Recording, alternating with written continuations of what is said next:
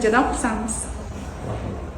O'g'limda adenoid bor edi, qulog'ida yiring, qulog'i eshitmasdi, chaqirsak ham e'tibor bermasdi. Nafas olish qiyin edi. Ko'p xrapit qilardi. Hozir после operatsiya mana 10 kun o'tdi. Natija zo'r, eshityapti, уже reaksiya bor, ismiga ham, chaqirishiga ham. Natijadan xursandmiz.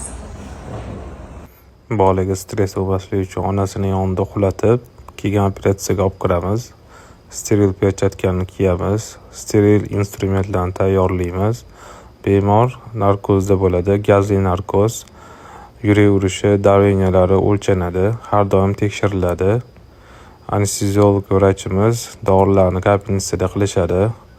Operatsiya endoskop ostida yuqori texnologik muolajada o'tkaziladi. Operatsiyamiz 15 minutda tugaydi. Bemorimiz ertalab operatsiya qilib, obeddan keyin uyga javob beramiz. Hattoki shunaqa shirinlik konfetlar bilan siylaymiz. Farzandingizda adenoid belgilari bo'lsa, bizga quyidagi raqamlar bilan murojaat qiling.